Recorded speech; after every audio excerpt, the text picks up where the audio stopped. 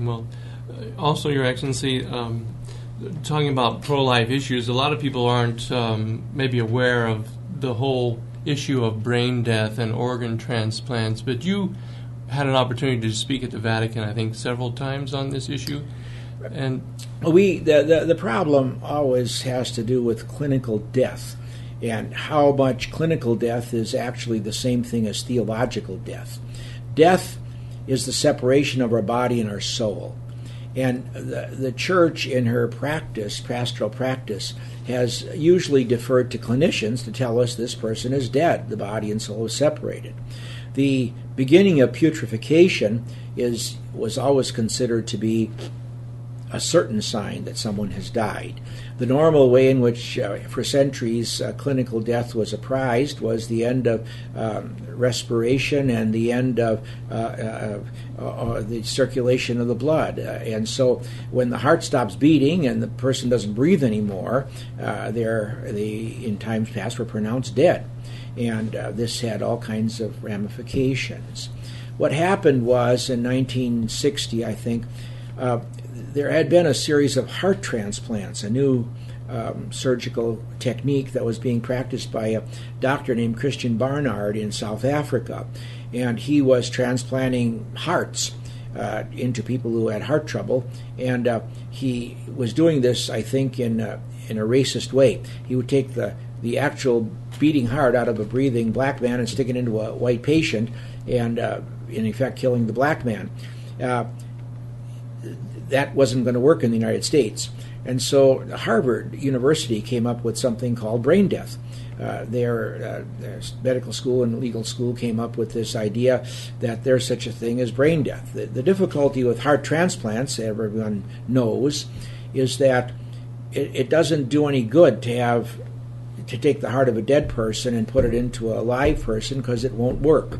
So you have to have, the heart has to be breathing, the person has to be breathing, and the heart has to be working before it can be.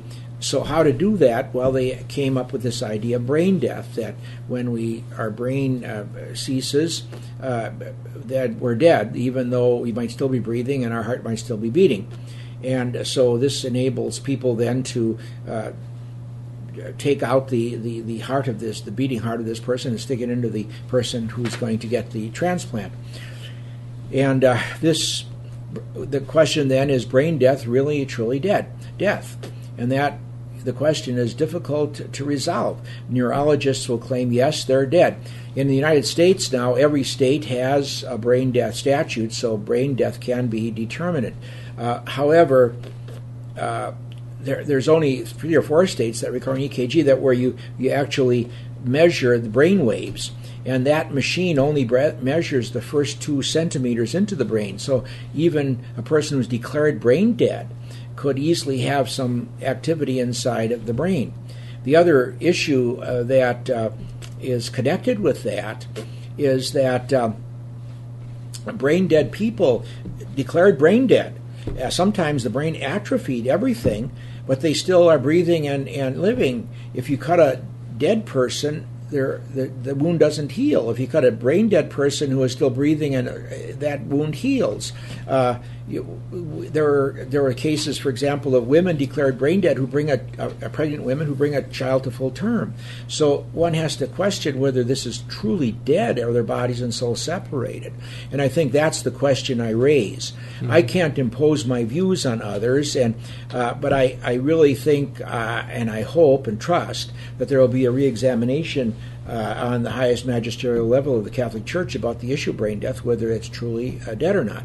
Mm-hmm. It makes it even more interesting because most of the time the people, they reel in the person who's going to be the donor, and the other person has all prepped here, their sternum is sawed open and their rib cage is pulled apart and they're ready to go. And then they take this heart and they put it over, they then cut open the sternum of the guy who's giving the heart, and they take it out and put it into the other fellow as fast as they can. But the person who's getting the heart cut out sometimes fights, doesn't want that to happen. There's all kinds of reactions. And so their anesthesia is frequently injected into them to stop them from doing this, because it horrifies the nurses and the other personnel there. So there are a lot of questions about whether this is really and truly brain death, this new invention from 1960, really means that that person is dead. The big issue has to do with single organ transplants, which are basically now it's the heart. There was a time when the liver fell into that category, but that's not so anymore because they don't do full liver transplants anymore. They have a white-hot kind of scalpel that cauterizes as it cuts a piece of the liver out, and this piece is then put into the receiver, and this grows into a full liver, and the person who donates the piece of liver, that comes back as well. So the liver was the other single organ transplant that single organ transplants are certainly moral and allowed, a donated kidney or so on. The problem is sometimes with that both kidneys are taken out and put into some other person, which would in effect cause the death of the person who has kidneys removed. Although with dialysis, there is some way in which you can live quite a while without kidney function. But it's the heart transplant which is the main one. And I think there's a lot of question as to we're not hearts, brains. We're not just brains walking around. So our sum totally of who we are is not in our brain. I think there are also indications of ganglia, nerve ganglia with memory and all the rest in our heart. There are bizarre cases where people get a heart transplant from a motorcycle accident victim, and they never were interested in motorcycles. And when they in their life they find a tremendous interest in motorcycles. How this comes about, it's bizarre. And I think that the question basically is that we're not just a brain. Our brain is important, and it's one of the most important parts of our body organism, but it's not the totality of who we are. And even though I think it was Edison who said that our body is nothing but a machine to carry our brain around in, but I don't think it's quite like that. And I think that I think there are serious questions about single organ transplants, most particularly heart, and whether the person is actually dead, even though clinically now they're declared dead when there's apparent cessation of brain function. I would have some very serious questions about it. There is a tremendous amount of propaganda on the other side, however, and there's a huge government effort to promote There's about 2,700 heart transplants in our country each year. They need probably 6 or 8 times more if all the people that want heart transplants would get them. So it's not there. So there's a big push to get heart donors and driver's license signings and things like that. But I have great reservations, and once again, it's more of a individual and personal concern. Although there are some very great scientists, I think, who are on my side, there are others who are quite very strong on the other side, and who will maintain that the person is really dead. The magisterium has always said, as long as they're dead, and how much sureness you've got to have about death. We often were suspicious.